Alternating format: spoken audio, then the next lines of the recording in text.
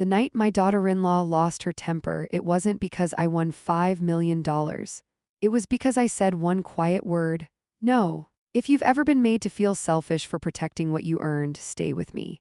Some lessons about money, family, and dignity arrive late, but when they do, they change everything. And if stories about strength in silence speak to you, consider subscribing. You never know when someone else's clarity might become your shield. I am Helen Lena Whittaker. I am 70 years old. I spent 32 years as a city finance director reviewing contracts that other people hoped no one would read too carefully. I understand numbers, I understand risk, and most importantly, I understand how quickly money exposes character. The ticket cost me $20. I almost didn't buy it. I was in line at the grocery store, tired, thinking about whether I needed a new water heater. But James, my late husband, used to say, "Opportunity doesn't shout. It whispers." I smiled at the memory and chose the numbers that meant something to us. Our wedding date, Michael's birthday, the year James finished his first bridge project. When I checked the numbers 3 days later, I didn't scream. I didn't faint. I sat down at my kitchen table and verified them 3 times. $5 million, after taxes just over 3, enough to live comfortably, enough to breathe differently.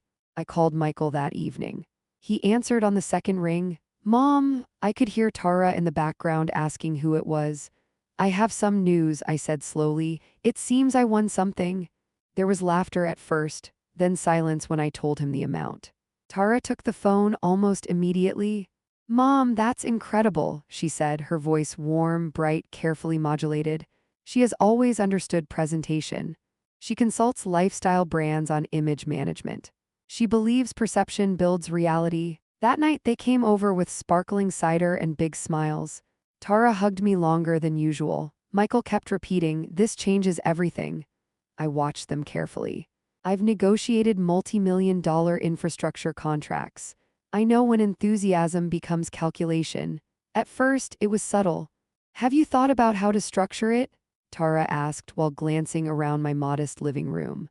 "You deserve an upgrade, Lena, something that reflects your success." Reflect. The word lingered. Michael mentioned investment opportunities, a new business idea he'd been considering.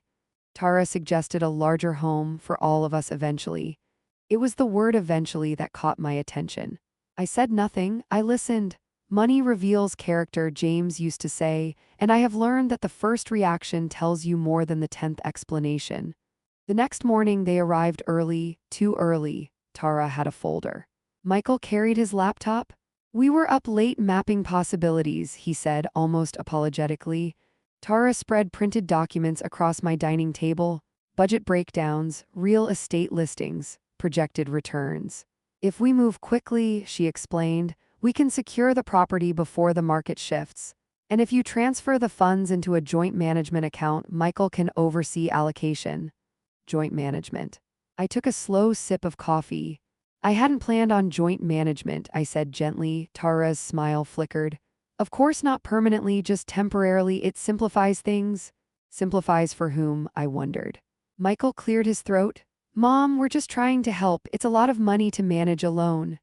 Alone. The word settled between us like dust. I spent my career managing public funds with layers of compliance and oversight. I buried my husband after 41 years of marriage. I navigated grief alone. But apparently I could not manage my own lottery winnings without supervision. "I appreciate your concern," I replied calmly. "But I will be handling my assets myself." That was when Tara's composure cracked. It wasn't explosive at first, it was sharper than that. "You don't trust us?" she asked. I held her gaze. "Trust isn't the issue." Michael shifted uncomfortably. Tara leaned forward. "Lena, we're starting a family soon. We need stability. This money could secure generational change." There it was, need. Entitlement often disguises itself as urgency. "I am willing to help," I said, "but I will not be transferring control." Tara's jaw tightened. "Control," she repeated. "We're talking about family." I folded my hands. "Exactly." The room grew quiet. Michael stared at the spreadsheets as though they might rearrange themselves into something easier. "How much were you thinking of helping with?" he asked carefully. I answered honestly. "I haven't decided." That was when Tara stood up abruptly. You're going to sit on millions while we struggle? She demanded. Do you know how hard it is right now to move upward? Her voice rose, not in volume but in intensity. Insecurity does that, it sharpens. I worked for everything I have, she continued. We work constantly, Lena, and you get lucky. Lucky, I looked at her thoughtfully. Luck is a moment, I said quietly. Stewardship is a lifetime. She lost her temper then, not violently, not dramatically, but in that subtle, cutting way some people use when they feel threatened. You're being selfish, she said. You've already lived your life. Why hoard it? Hoard, another interesting word. Michael whispered, Tara, but he did not correct her. I felt something shift in that instant, not anger, clarity. I will not be sharing the money in the way you expect, I said evenly. And that decision is final. Tara laughed once, a short, disbelieving sound. You don't understand what you're doing. Perhaps not, I thought, but I understand what you're revealing. They left shortly after. Tara's goodbye was cool. Michael avoided my eyes. That night I called Douglas Mercer. He has been our family attorney for over 25 years. When he answered, his tone was steady as always. Lena, I explained everything. He did not interrupt. When I finished, he said only one sentence. We should move quickly. By 8 a.m. the next morning, I had signed documents restructuring the winnings into a protected trust under my sole authority. By 9:15, additional safeguards were in place. By 10:30, instructions were recorded that would make any unauthorized transfer impossible. I did not do this out of spite. I did it out of experience. At 11 o'clock a.m., my phone rang. Tara's voice was bright again, controlled. We'll meet you at the bank at noon, she said. Michael already scheduled the transfer. It'll be smooth. I paused. The transfer? Yes, she replied confidently. The funds should be ready. We'll handle everything from here. I looked at the signed documents on my desk. I thought of James teaching me about structural integrity, how bridges collapse when weight isn't distributed properly. All right, I said, I'll see you there. They walked into that bank the next day confident. Certain that pressure works, certain that age equals weakness, certain that money bends toward expectation. They had no idea what was already waiting inside. And when they saw it, their confidence would not survive the afternoon. When the banker rotated the monitor toward us, Tara leaned in first. She was smiling the way people smile when they are about to step into a new identity. Michael leaned slightly behind her, hands folded, trying to look composed. I remained still. I have sat across from screens like that for 40 years. Numbers do not intimidate me. They clarify things. The banker adjusted his glasses. Mrs. Whitaker, he began politely, your primary account balance as of this morning reflects $500,000. Silence. Not confusion, not yet, just silence. Tara blinked once. That can't be right, she said lightly. The lottery was $5 million. The banker nodded calmly. Yes, ma'am. There were internal transfers executed earlier today. She turned to me slowly. Transfers? Michael's jaw tightened. Mom, his voice was low, cautious. I folded my hands in my lap. Yes, I said evenly. I made some adjustments. Tara's posture changed. Her spine straightened. Her smile disappeared completely now. Adjustments to where? She asked, not curious, demanding. The banker glanced between us. Mrs. Whitaker authorized movement of the remaining funds into a protected structure this morning. All documentation is properly executed. Tara's voice sharpened. Protected from who? I met her eyes. From instability, Michael exhaled sharply. Mom, what does that mean? It means I anticipated pressure. It means I remembered what my husband taught me. It means I understand how quickly affection can convert into expectation. But I did not say all of that. It means the money is secure, I replied. Tara leaned back slowly in her chair. The confidence she carried into the bank began dissolving in visible increments. Secure how? She pressed. In a trust, I answered. Irrevocable. The word hung in the air. Michael frowned. Irrevocable? The banker cleared his throat gently. Yes, sir. An irrevocable trust means the principal cannot be distributed or altered without strict predefined conditions. Tara stared at the monitor again as if the numbers might rearrange themselves. So you moved $4.5 million without telling us? She asked. There it was again, us. I did not raise my voice. I did not need permission. Her temper flickered behind her eyes. We came here assuming. That was your first mistake, I said gently. Michael rubbed his temples. Mom, we thought we were coming to organize everything together. You were, I replied. I organized it? The banker remained professionally neutral, but I could sense he had seen versions of this before. Money has a way of exposing conversations families should have had long ago. Tara's hands gripped the edge of the desk. What are the conditions? She asked, voice tight. Under what circumstances does that money move? I looked at her steadily. It generates income annually. I will live comfortably on that income. The principal remains untouched. Michael's shoulders dropped slightly. So there's no distribution? No, Tara's composure cracked. This is unbelievable. She turned to the banker. There has to be a way to challenge that. We're direct family. The banker shook his head. Mrs. Whittaker is fully competent and executed these decisions voluntarily. Competent. The word mattered. Tara turned back to me. You don't trust us? It wasn't an accusation this time. It was something closer to injury. I paused before answering. Trust is not demonstrated by pressure. Michael looked between us, caught again in his familiar paralysis. Mom, we weren't pressuring you, we were planning. I tilted my head slightly. Planning requires invitation. Tara laughed once short, brittle. You think we were trying to take advantage of you? I think, I said carefully, that you saw opportunity and moved quickly. She stood abruptly. Because that's what successful people do, I nodded. Yes, but successful people also understand timing and ownership. The banker quietly slid the documents back into a folder. The transaction was complete. The structure was locked. Tara's confidence had not just disappeared, it had nowhere to land. She had walked into the bank expecting celebration. Instead, she encountered boundaries. Michael finally spoke, softer now. Why didn't you tell us? I considered that question, because I needed to see how you approached it. Tara's eyes flashed. So this was some kind of test? No, I replied. It was protection. The room felt smaller now. Tara's voice lowered, but the edge remained. You could have helped us build something bigger.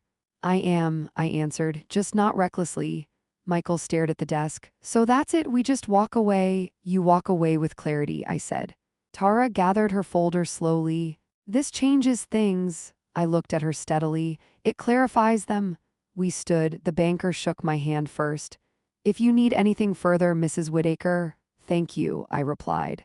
Michael avoided eye contact as we exited. Tara walked ahead of us, heels sharp against the marble floor. Outside the bank, the air felt cooler.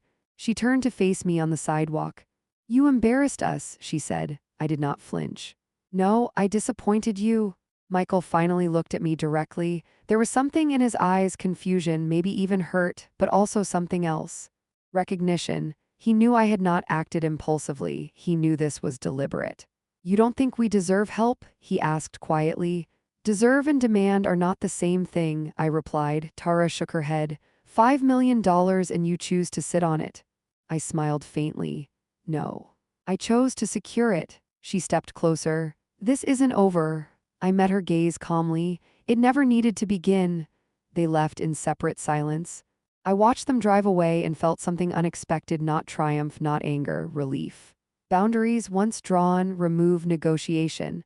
That afternoon, I returned home and poured myself tea. I sat at the same kitchen table where James once explained compound growth and asset shielding. Money should never change who you are, he used to say. It should reveal who you've been all along. I thought about Tara's reaction, not evil, not violent, just entitled. And entitlement is far more dangerous because it believes itself justified. My phone buzzed an hour later. Michael. I let it ring twice before answering. Mom, he said, voice quieter now. Did you really think we'd take everything? I did not answer immediately. I think, I said carefully, that when people believe something is within reach, they begin to speak as if it already belongs to them. Silence. Then softer, we just wanted security. So did I replied. He exhaled slowly. Tara feels blindsided. Tara assumed access, I answered. That assumption was hers. Another pause. Are you cutting us out? He asked. I looked around my kitchen, at the photos on the wall, at the life I built before any lottery ticket existed. No, I said finally, I am simply not handing over control. That distinction mattered. He did not argue further. But I could hear something shifting inside him, not agreement, not yet, but awareness. After I hung up, I opened the folder Douglas Mercer had prepared that morning. The trust documents were precise. Protective clauses activated in the event of coercion. Public donation triggers if my competence were ever legally challenged. Long game strategy. Douglas had looked at me over his glasses when I signed. "You're not reacting emotionally," he had said. "No," I replied. "I'm reacting historically." Because patterns repeat. That evening, as the sun set through my kitchen window, I thought about the moment Tara's confidence vanished in that bank office. It wasn't cruelty that caused it. It was the absence of entitlement. And what happens next when entitlement meets immovable structure will reveal far more than $5 million ever could. The silence after the bank meeting did not last long. Entitlement rarely retreats quietly. It recalibrates. 3 days after the account restructuring, Tara posted a photograph of the three of us from last Christmas. The caption read, "Family should lift each other up when blessings come." No accusation, no details, just implication. Within hours, comments appeared. "So true. Hope everyone shares the love. Some people forget who stood by them." I do not use social media often, but Michael called that evening. "Mom, just ignore it," he said quickly before I even mentioned it. "Ignore what?" I asked calmly. A pause. "Tara's post. She didn't mean it like that." "Like what?" I asked again. He sighed. "She feels embarrassed. People are asking questions." "And what are you telling them?" I asked. Another pause. "That we're figuring things out." I let that settle between us. I have spent a lifetime in rooms where language was used to soften truth. Figuring things out is not neutral. It suggests conflict. It suggests resistance. It suggests someone is being unreasonable. "Michael," I said gently, "are you telling people I'm refusing to help you?" He did not answer immediately. Silence is often the most honest response. "Mom," he finally said, "it just looks strange, $5 million and nothing changes." "Something changed," I replied. "Expectations?" That night, I sat in my study and opened the folder Douglas Mercer had prepared beyond the trust documents. There were notes we had drafted in anticipation of external pressure. "Public narrative response options," he had titled the page. He has known our family for 30 years. He knows how quickly perception becomes leverage. The following afternoon, Tara arrived unannounced. Not angry, composed, polished. She wore a soft beige coat and carried a leather planner, image intact. "I'd like to talk," she said evenly. I stepped aside and let her in. "Tea?" I offered. "No, thank you." She remained standing in the living room as if sitting would concede something. "You've put us in a difficult position," she began. "How so?" I asked. "People know you won. They know you didn't distribute anything. It reflects on us." There it was again. Reflection, perception. "Why does my decision reflect on you?" I asked. She looked at me as though I were naive. "Because we're family, people assume we're aligned." "Aligned does not mean entitled," I replied calmly. She inhaled slowly. "We had plans." "You had projections," I corrected. "Based on what?" "Based on family support," she said sharply. "Support is not surrender," I answered. She walked to the window and turned back toward me. "Michael feels you don't trust him?" That was strategic. She knows my son's vulnerability is emotional approval. "Trust is not proven by giving someone money," I said quietly. "It is proven by how they behave when they don't receive it." Her jaw tightened slightly. "So this is about behavior now?" "It always was," I replied. For a moment she dropped the polished tone. "Do you know what it feels like to think you're finally about to step into something bigger, to believe your life is about to expand, and then have it shut down?" I watched her carefully. This was not greed speaking. This was insecurity. "Yes," I said softly, "I do." She seemed surprised. "Then why would you do this to us?" "Because I have seen what sudden expansion does to unstable foundations. Because I will not finance pressure disguised as partnership. Because I love my son too much to watch him build confidence on borrowed authority." But I did not say all of that. "Because I want you to build it yourselves," I said instead. She laughed faintly. "That's easy to say when you're sitting on $5 million. I held her gaze. "It was easy to say when I had none." That landed differently. She did not expect that answer. Tara left that afternoon without raising her voice. But her departure felt colder than anger. 2 days later, the narrative shifted from implication to suggestion. A distant cousin called me. "Helen, are you doing okay?" she asked gently. "Of course," I replied. "Why?" A pause. "Tara mentioned you've been under a lot of stress, that the money has you anxious." I smiled faintly.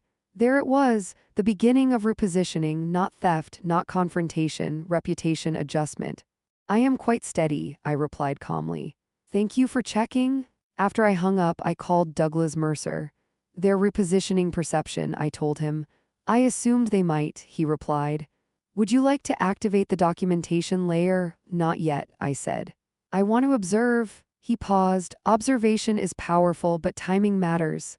"I know," I answered. That evening, Michael came alone. He sat at my kitchen table where he used to do homework. "I feel stuck," he admitted quietly. "Between you and Tara?" "You are not between us," I said gently. "You are within yourself." He rubbed his face with both hands. "She feels like you think she's manipulative." I considered that carefully. "I think she is ambitious," I replied. "Ambition without patience can look like manipulation." He stared at the table. "She's worried people will think we're incompetent." "Incompetent because you did not receive money?" I asked. He did not respond. I leaned forward slightly. "Michael, if your stability depends on my distribution, then you have built something fragile." He looked up at me then, and for the first time I saw something shift, not anger, reflection. "Did Dad ever pressure you?" he asked quietly. James Whittaker would have never equated love with access. "Your father built before he asked," I replied. "He secured before he expanded." Michael nodded slowly. "Tara thinks you're punishing us?" "I am protecting myself," I answered. "Those are different things." He sat there for a long moment. "She's talking about consulting a financial advisor to see if there's any way to challenge the structure." I smiled faintly. "They are welcome to try. You don't sound worried." "Because I did not act emotionally," I replied. "I acted structurally." He studied me.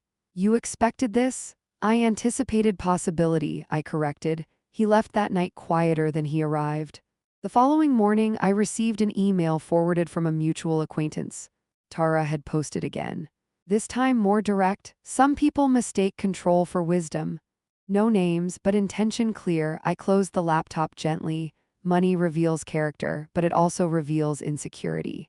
I walked to the garden where James once calculated load-bearing measurements for the deck he built by hand. "Never display wealth," he used to say. "Structure it."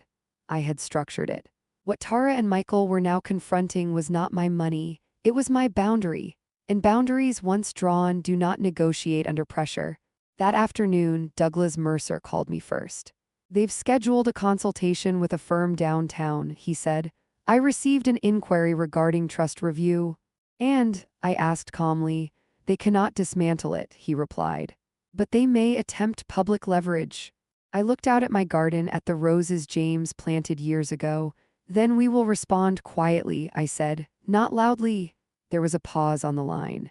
"You are prepared for escalation?" he asked. I thought about Tara's disappearing smile at the bank, about Michael's uncertain silence, about the subtle shift from disappointment to campaign. "Yes," I replied, "because the next move will not be about money. It will be about narrative. And narrative, unlike cash, can travel much faster." The first formal move did not come through lawyers, it came through concern. A concerned call from Michael on a Tuesday afternoon. "Mom," he began carefully, "Tara scheduled a financial wellness consultation for you." I paused mid-pour while making tea. "For me, just to make sure you're not overwhelmed," he said quickly. "It's normal after sudden wealth." I set the kettle down. "I am not overwhelmed." "I know," he said, "it's just optics." Optics, that word again. "I have noticed that when people cannot access your money, they attempt to access your credibility." "Who is this consultation with?" I asked. "A firm downtown. They specialize in wealth transition planning." I almost smiled. "Michael," I said evenly, "if they believe I require transition planning, they have misread the situation." Silence. Then softer. "Tara thinks you're isolating yourself." I leaned against the counter. "Because I did not distribute funds? Because you moved everything quietly?" I let that sit. "Protection is not secrecy," I replied. "It is prudence." That evening, I received an email directly from the firm, polite, professional. We understand you recently experienced a liquidity event and may benefit from advisory services. I forwarded it to Douglas Mercer without comment. He called within the hour. They're attempting to establish advisory influence, he said calmly. Once advisory access is granted, secondary evaluations can follow. Such as, I asked, capacity reviews. There it was, not accusation, not yet. But suggestion, they will imply I am incapable. They may position it as precautionary, Douglas replied, which is often more effective. I looked out my study window at the oak tree James planted the year Michael left for college. Strong roots, quiet growth. Prepare documentation, I said. Full cognitive certification, voluntary. Douglas did not hesitate. Understood. The following week, I underwent a comprehensive cognitive evaluation. Not because I doubted myself, but because I understand preemptive clarity. The neurologist was thorough. Memory recall, logical sequencing, financial reasoning scenarios, I answered calmly. When she finished, she smiled. Mrs. Whitaker, your executive function is sharper than most of my 50-year-old patients. I requested the report in writing.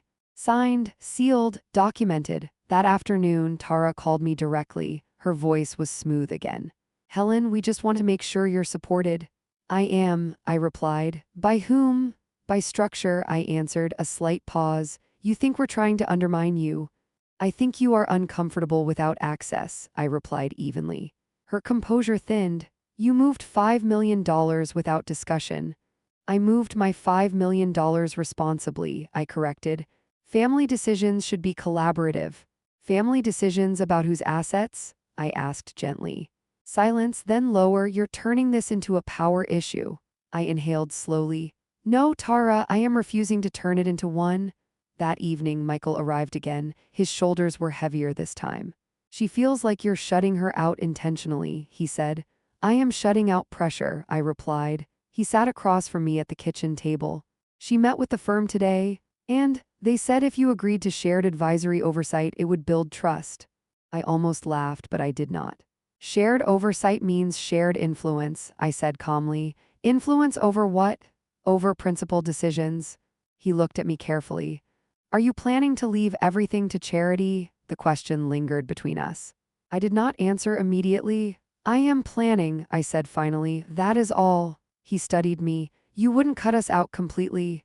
Michael, I said gently, inheritance is not compensation for expectation. He swallowed. We thought eventually, I interrupted softly, is different from immediately. He stood slowly. This is becoming public. How so? I asked. Tara's clients follow her, they know something is happening. She's hinting at generational conflict. I nodded faintly. And how does that serve her? He hesitated. Sympathy, engagement. There it was, narrative monetization. I had underestimated one thing, Tara's professional instinct. If she could not access the money, she could access the story. The next morning, Douglas Mercer arrived at my home personally. He placed a folder on my dining table. Full cognitive certification, he said. In addition, I drafted a public clarification should you need it. I opened the folder slowly. Precise language, no aggression, simply fact. You believe they will escalate? I asked. He adjusted his glasses. When expectation meets resistance, escalation is common. I nodded. And if they attempt guardianship review, the certification nullifies it, he replied. Unless they fabricate instability. Fabrication requires evidence. I have kept records, text messages, emails, timelines. I do not raise my voice, I archive. That afternoon, Tara posted a video, soft lighting, gentle music. When sudden money creates unexpected distance, she said thoughtfully into the camera. No names, no accusations, just implication. Comments flooded in. Stay strong. Family can be complicated. Protect your peace. I closed the laptop calmly. Money reveals character, but attention reveals intention. Michael called again that night. This is spiraling, he said quietly. Only if you let it, I replied. She says you're freezing her out. I am freezing out assumption, I answered. He sat in silence on the other end of the line. Do you regret telling us? He finally asked. I looked around my quiet living room, at James's photograph on the mantel, at the life I built without assistance. No, I said softly. I regret the expectation. He exhaled slowly. What happens now? I did not answer right away, because I knew something he did not. That afternoon, I had finalized an amendment to the trust. A conditional clause: if my competence were publicly challenged without basis, a significant portion of the principal would automatically redirect to a permanent charitable allocation. Not revenge, safeguard, narrative has consequence. What happens now, I said finally, depends on how far she pushes the story. There was a long silence between us. Mom, he said quietly, are we losing you? I closed my eyes for a moment. No, I answered. You are deciding whether to stand beside me or outside of me. He did not respond. And when the call ended, I knew the next move would not come from a lawyer. It would come from Tara. And it would not be about money, it would be about image. But image, unlike wealth, cannot survive documented truth. And I have always kept records. The formal letter arrived on a Thursday morning. Certified mail, discreet envelope, no drama in the presentation, just structure. I recognized the law firm's name immediately, not Douglas Mercer's firm, a newer one, ambitious. The kind that markets itself as modern family dispute specialists. I sat at my kitchen table, slit the envelope open neatly, and read every line without rushing. The language was careful. It always is. Concern regarding financial vulnerability. Recommendation for third-party oversight. Proposed voluntary co-management agreement to prevent future disputes. Voluntary. That word is often used when pressure is already applied. The letter suggested that in light of recent tension, it would be wise for me to appoint Michael and Tara as co-advisory signatories to my trust. For transparency. For unity, for family harmony. I placed the letter flat on the table and looked out the window for a long moment.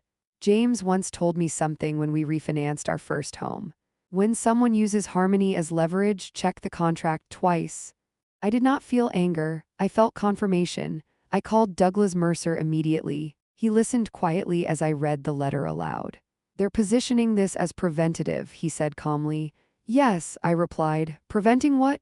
Your autonomy, he answered. Silence settled between us. Then he added, do you want to respond formally? Not yet, I said. I want to see if this is her move or Michael's. He paused. You believe there's a difference? There is, I replied. That evening, Michael came alone. He did not sit immediately. He walked around the living room first, as if measuring distance. You got the letter, he said quietly. I did. He nodded once. It's just a suggestion. No, I corrected gently. It is a request disguised as a solution. He exhaled slowly. Tara thinks if you agreed to shared signatory authority, it would calm everything down. Calm what? I asked. He looked at me carefully. The tension? Michael, I said softly, tension does not disappear when control is surrendered. He ran a hand through his hair. You're making this harder than it needs to be. I tilted my head slightly. Am I? He hesitated. If you just trusted us, there it was again, trust as transaction. Trust is not proven by handing someone access to your accounts, I said evenly. It is proven by how they behave when access is denied. He sat down finally. She feels shut out. She is shut out of influence, I replied, not of relationship. He looked up sharply. It doesn't feel that way. I folded my hands, because she equates access with inclusion. He stared at the table for a long moment. The firm said if you don't agree, it could look like you're isolating yourself financially. I almost smiled. Is that what they said? He nodded. They mentioned potential long-term complications. Complications require cause, I replied. There is none. He studied me. Are you planning something we don't know about? I paused deliberately. I am planning for stability, I said. That is all. What I did not tell him was that earlier that morning, I had signed another amendment. If any formal challenge to my financial competence were filed, the charitable reallocation clause would activate partially, not fully, but enough to make any aggressive legal move expensive in outcome. Not punishment, consequence. Douglas had drafted it without commentary. He understands timing. Michael stood slowly. She thinks you're preparing to cut us out completely. I met his eyes. If I were, I would not tell you. That startled him. Honesty often does. He left without further argument. The following afternoon, Tara called, not polite this time, controlled but tight. Helen, we're trying to avoid escalation. Escalation? I asked calmly. You've involved attorneys, she replied. So have you. Silence, then sharper. You moved $5 million without consultation. Consultation implies shared ownership, I answered. It was never shared. She exhaled sharply. You're isolating Michael. No, I said evenly. Michael is choosing. That landed harder than she expected.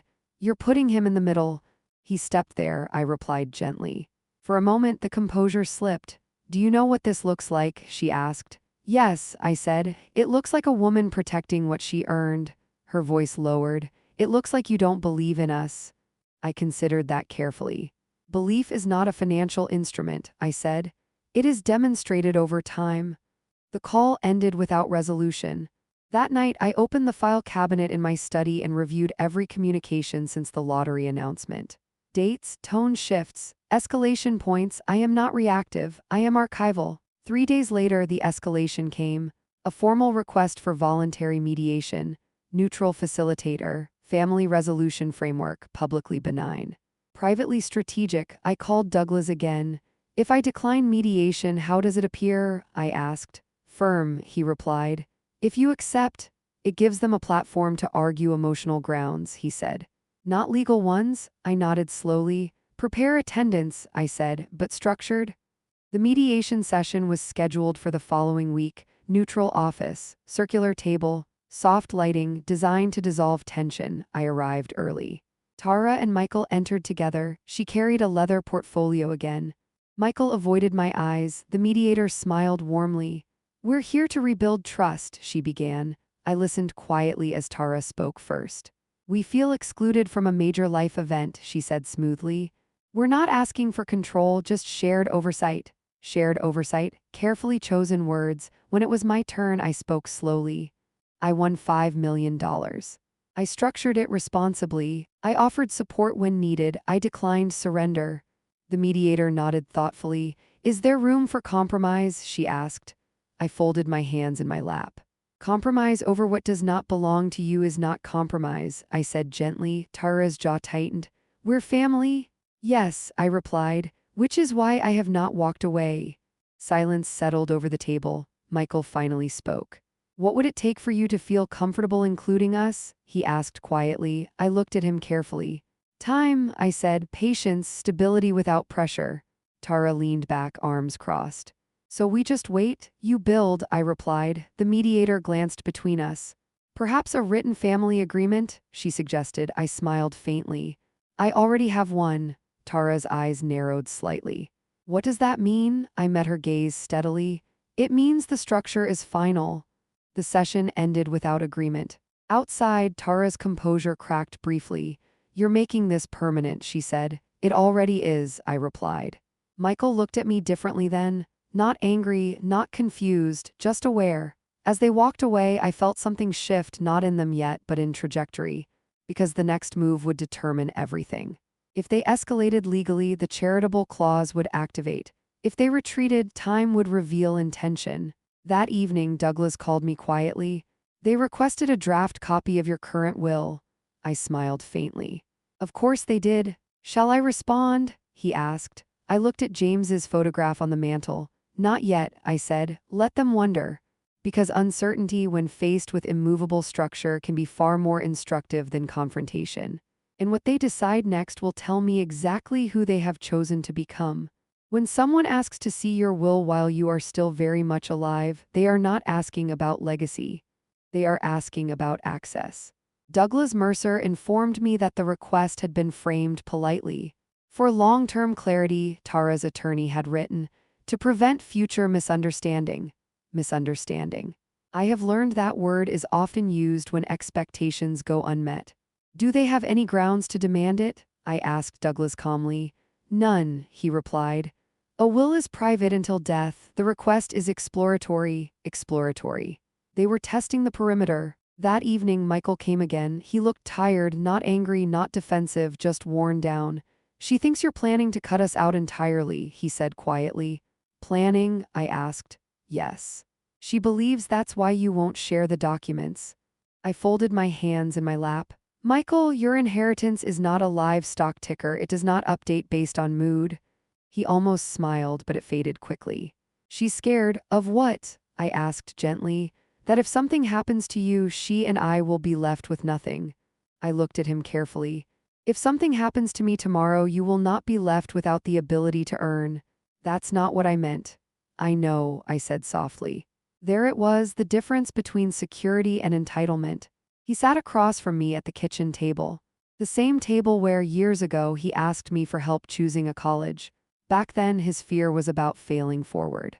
Now his fear was about not inheriting backward. Did you change the will? He asked finally. I did not answer immediately because timing matters. Yes, I said calmly. He inhaled sharply. Recently? Yes. Silence.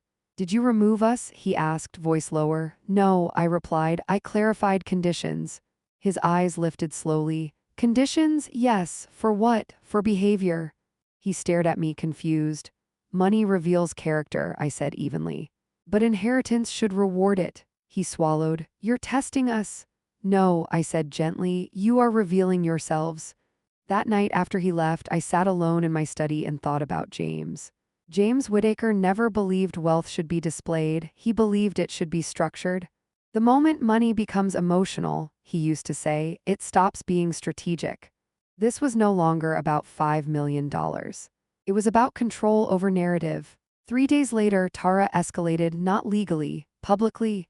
She published a long, carefully worded post about aging parents and financial transparency. No names, no direct accusations.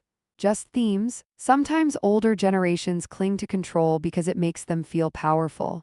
Sometimes refusing collaboration hurts more than it protects. It was clever. It framed me as rigid, unyielding, emotionally withholding. I did not respond publicly. I called Douglas instead. She's building a case, I said. For what? He asked. Social justification? He was quiet for a moment. Do you want to counter? No, I replied. I want to formalize. That afternoon, I activated the clause we had drafted quietly weeks ago. If any public or legal action questioned my competence or pressured structural change, a portion of the trust principal would automatically redirect into a permanent charitable endowment. Not as punishment, as insulation. It meant something simple. Escalation would cost them, not in reputation, in inheritance. Douglas confirmed the amendment was filed. It's sealed, he said, irreversible. I felt no thrill, only steadiness. That evening, Tara came to my home unannounced. She did not sit. She stood in my living room and looked at me with something new, not anger, not entitlement, fear. Did you change something? She asked. Yes, I replied calmly. Her jaw tightened. What did you do? I strengthened protection. For who? For myself. Her composure cracked slightly. Are you punishing us? No, I said evenly. I am responding to behavior. She took a step closer. You think I'm after your money? I think, I said carefully, that you equate access with love. Her eyes flickered. That's not fair. Neither is pressure, I replied. For a moment, the performance fell away. You don't understand what it feels like, she said quietly. To see everyone else leap forward, to feel like you're always one step behind. Ah, there it was, not greed, comparison, insecurity, status anxiety. I looked at her gently. I do understand, I said, but acceleration without foundation collapses. Her shoulders stiffened. You could have helped us rise. I still can, I said softly. But not by surrendering control. She stared at me, searching for weakness. She did not find it. Michael feels like he's losing you, she said finally. He is deciding, I replied. That answer unsettled her more than anger would have. Because she could not manipulate calm. After she left, Michael called within the hour. What did you change? He asked. I protected the structure, I answered. Does that mean less for us? He asked carefully. It means your future depends on your choices, I said. He was silent for a long time. Mom, are we already too late? The question surprised me. No, I replied gently. But you are close. That night I opened my desk drawer and reread the most recent amendment. It was simple. If I was publicly undermined again, another portion would redirect permanently. A sliding scale, not dramatic. Just deliberate, because boundaries that are not reinforced invite testing. And I had finished being tested. What they did not yet know, what Michael sensed but Tara did not, was that the next move would not affect me emotionally. It would affect them structurally. And when you structure consequences quietly, people only realize what they lost after the door has already closed. The next escalation did not come in the form of a letter, it came in the form of a filing. Douglas Mercer called me at 8:12 a.m. They've submitted a petition, he said calmly. For what? I asked, already knowing. Preliminary review of financial vulnerability. It's framed as protective, not hostile. Of course it was. Tara would never frame herself as aggressive. She would frame herself as concerned. They're requesting an independent assessment of your financial decision-making capacity, Douglas continued. It will likely go nowhere given your medical certification, but the act of filing triggers review, and with review, consequences. I looked out at the garden James built with his own hands. So they did it, I said quietly. Yes. There was no anger in my voice, only confirmation, because the moment they filed that petition, the second-tier amendment activated automatically. Douglas did not need to explain it. We both knew. A permanent reallocation of a significant portion of the trust principal had just occurred. Irrevocably, they would not know that yet, but it was done. That afternoon, Michael arrived before Tara did. He looked pale. I didn't think she'd go through with it, he said immediately. With what? I asked. The petition? I sat calmly in my chair. You signed it, I said. He looked away. I thought it would just pressure you to compromise. There is no compromise in competence, I replied evenly. He swallowed. Is it true? He asked quietly. Did something trigger? I looked at him carefully. Yes, I said. His face changed. What does that mean? It means, I replied calmly, that when someone questions your autonomy formally, consequences follow formally. He stared at me. You changed something again. No, I said. The change was already written. He sat down slowly. How much? He asked. The fact that he asked that first told me everything. Enough, I replied. His jaw tightened. You're cutting us out. No, I said softly. You are cutting yourselves out? That was the first time I saw regret flash across his face before defensiveness could mask it.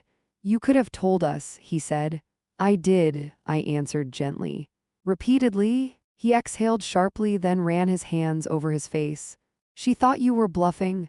I do not bluff with structure, I said. Tara arrived 20 minutes later. She did not greet me. She did not sit.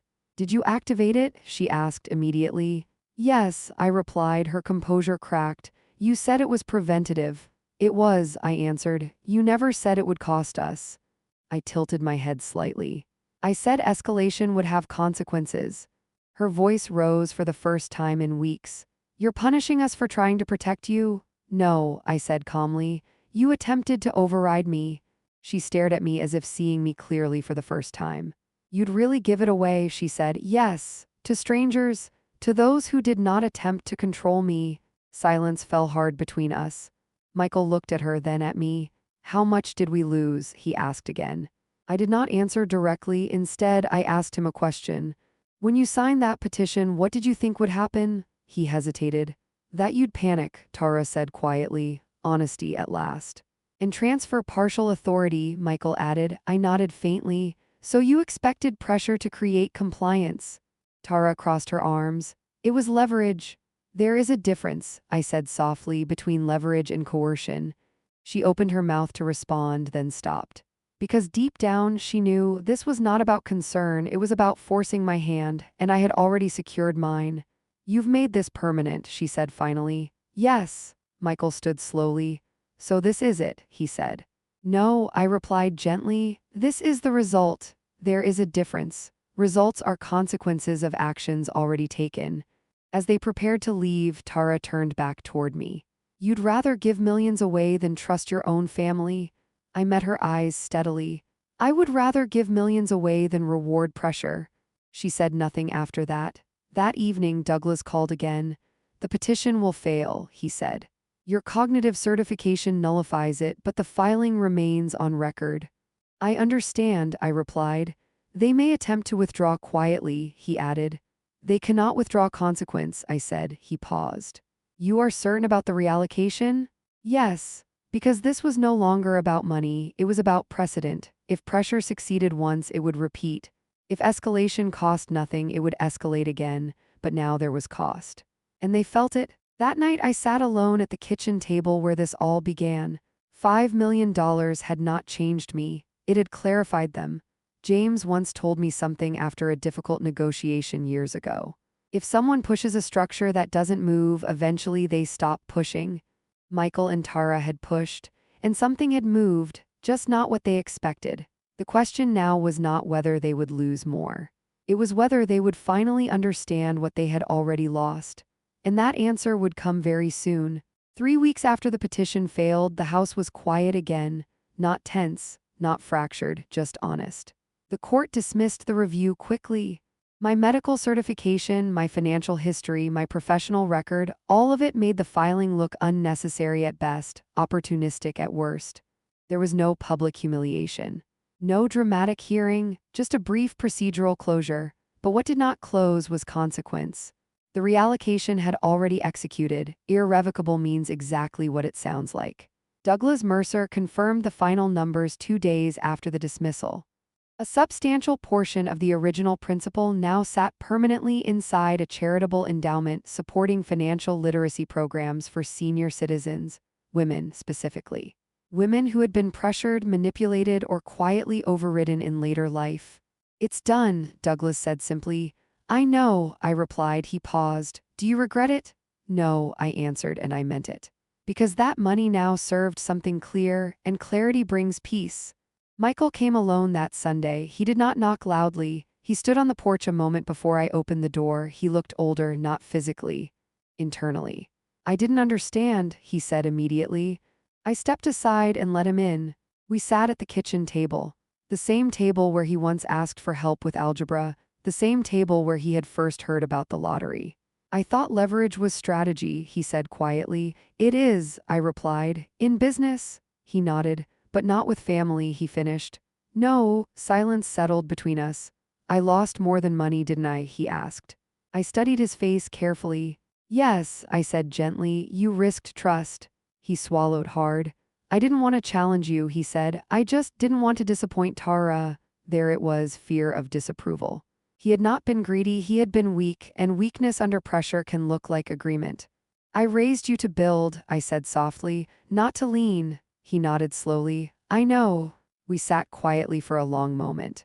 "Is there anything left?" he asked carefully. There was no accusation in his voice this time, only humility. "Yes," I said, "there is." His eyes lifted slightly. "But it is no longer assumed," I continued. "It will be earned." He nodded once. "I understand." That was the first time I believed him. Tara did not come that day. She sent a message instead, short, measured. "I miscalculated." No apology but acknowledgement, I replied simply. "Yes, because sometimes clarity is enough." Over the following months, something shifted, not dramatically but steadily. Tara's online narrative changed tone, less implication, less subtle framing of generational conflict. She pivoted toward content about building independently, creating value, long-term thinking. It was subtle, but I noticed. Michael stopped discussing money entirely. He discussed work instead. Strategy, goals, risk assessment. He asked questions not about my assets but about my thinking. "What would you do in this situation?" he asked one evening about a decision at work. I smiled faintly. "Secure before expansion," I replied. He laughed softly. "Dad used to say that?" "Yes," I said. "He did." James Whittaker built structures that did not collapse under pressure. I had done the same. 6 months later, Michael and Tara invited me to dinner, neutral ground, quiet restaurant. No hidden agendas. Halfway through the meal, Tara spoke carefully. "We're restructuring our finances," she said, "without expecting external input." I nodded. "That's wise." She hesitated, then added, "I didn't realize how much I equated access with validation." That was the closest thing to self-awareness I had heard from her. "It's common," I said calmly, "but it's dangerous." She nodded once. "I know." There was no dramatic reconciliation, no emotional apology, no tears, just adjustment. And adjustment is often more durable than apology. The charitable endowment began operating quietly that year. I attended the first advisory meeting. A group of women in their late 60s and 70s sat around a long table discussing how to protect themselves from coercive family dynamics. One of them said something that stayed with me. I didn't know I was allowed to say no. I looked down at the folder in front of me. Aloud, permission is powerful. $5 million had not changed my life, it had clarified it. Michael and Tara did not receive what they expected. They received something harder, a boundary, a lesson, and an opportunity to grow without borrowed leverage. A year after the lottery, I amended the trust one final time, not out of fear. Out of completion, the remaining principal would be distributed in measured allocations, conditional upon demonstrated financial independence and stability over time, not performance. Consistency. Douglas reviewed the document and looked at me over his glasses. "You are still giving them a path," he observed. "Yes," I replied, "but not a shortcut, because shortcuts erode character. And character is what remains when money is no longer the focus." One evening, as I sat alone on the back patio watching the sun settle behind the trees James once trimmed himself, I realized something important. They had walked into that bank confident the money was ready for them.